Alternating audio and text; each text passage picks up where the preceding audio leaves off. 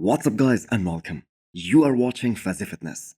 So let's start this video by looking at the most recent physique update from Mike Sommerfeld, who has been so focused since the Olympia this year.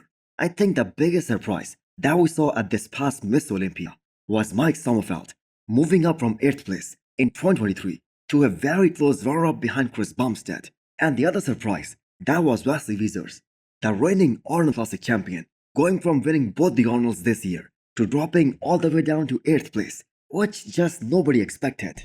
Now interestingly, both these guys, they are on the official Arnold 2025 list, and the way Mike showed up at this year's Miss Olympia and the way he showcased his dominance over every other competitor in classic physique division, this I have got to say should be an easy win for Mike. Now Wesley was spotted training with his coach Stefan in these past few weeks, and they are particularly working on one area, his quads, because he knows he needs to have a more balanced physique top to bottom, because he is one of those guys who is of course top heavy. So to have a better V-taper, to have more of an X-frame on the stage, he needs more quad sweep from the front and more hamstrings and glutes from the back. So no one has been able to push Chris Bumstead as hard as Mike did at the Olympia this year. So Mike is of course the favorite to win this shoe. Now coming back to Wesley, if Michael the Bull is able to take him out, because after Mike, he is the highest placing guy from this year's Miss Olympia in the upcoming Arnold list, and he was actually the first guy to announce that he is gonna be doing the Arnold. And you can see from his recent caption that he is so pumped up for this one. So the great thing about this upcoming Arnold is that all these guys, Wesley, Mike and Michael the Bull, they have beaten each other in the past. So mentally speaking, they are all gonna believe that they can win this upcoming Arnold and that they can beat each other. Now the only other guy who placed top 10 at the Olympia this year, whose name is also in that list, that is Mark Dragu. So I made this video about him like 2 days back, that he is most probably gonna do this upcoming Arnold, because he is one of those guys who just cannot afford to have a very long off season, because he has been growing just so damn fast and he needs to be careful, otherwise the men's open bodybuilding, that is the only choice for him. So Logan Franklin is going back to the Arnold Classic stage once again. Now Logan has placed as high as top 3 in this show a few years back, and this is gonna be a great opportunity for him. And not just for him, but all the other guys, because there are only a total of 12 guys in this upcoming Arnold lineup compared to the Olympia, where Classic had more than 60 guys. So if some of these guys come in at their 100%, including Logan Franklin, there are zero chances of him getting overlooked by the judges. Now we can call this a very decent lineup, because for the very first time since 2022, Orsk Leshinsky and Brion and Ramondino, all the top 3 Olympians, they are not going to be doing this show. No, very much understandable, because the Olympia title, that is on the line, and there is no returning champion this time. So all of these guys, they will be focusing on that show. So what do you guys think about this lineup? Is that going to be an easy win for Mike Sommerfeld? More physique updates released by GoodVito, and this time a rear lat spread in there as well. Now as of right now, Martin Fitzwater, that is like the biggest rising star in the men's open bodybuilding. And it just takes another shoe, another wild talent like GoodVito to take the spotlight. And by looking at all of these pictures of GoodVito, where he is weighing 293 pounds in such a great off-season body composition, it is only a matter of time before GoodVito is gonna win a big show. I mean, just look at his size and the flow in the front double biceps.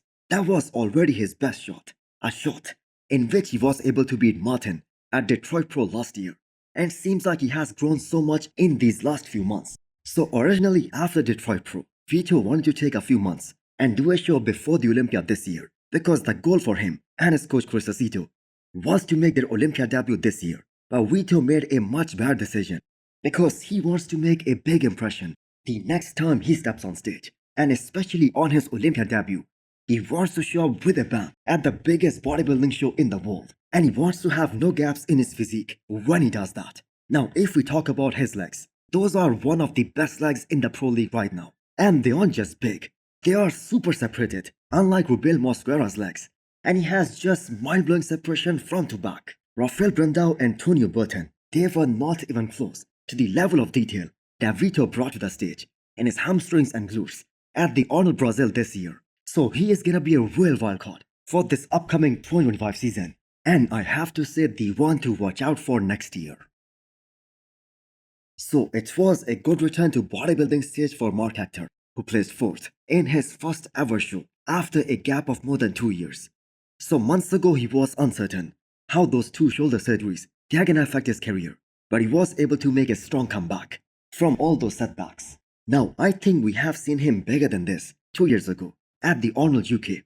I remember he was so hyped up going into that show that some people had him in the top 3 with Andrew Jack, and some even had him beating him. But I have got to say he had the size but not the condition to make a case for him for a such high placing. Now will he be able to qualify for the Olympia next year?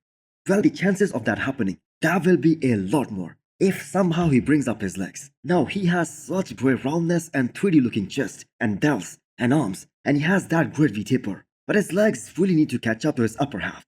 Now his best ever, that was I believe France Pro 2022, where the judges could have flipped a coin and Mark would have been the winner instead of Patrick Johnson, because it was that close. Just 1 point separated both these guys. So time for Mark Hector to take a break, get back to the drawing board, and come back better than ever next year.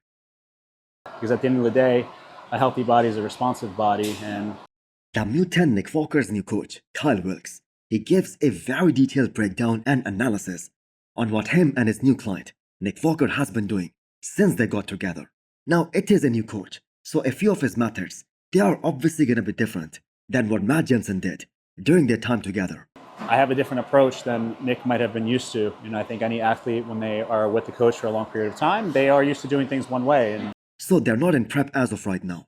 But Nick Walker looks so damn lean. First of all, the way he has been doing such clean reps on that Smith machine, that was so exceptional.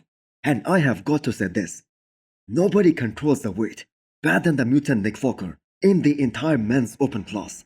And secondly, I believe all of you guys can notice such deep fibers on his biceps as he was doing preacher curls. So that is the beginning of his off season, and he looks pretty damn lean for that starting point. Now I guess the statement of his coach, that explains why there is no Nick Walker's name in this upcoming Arnold list.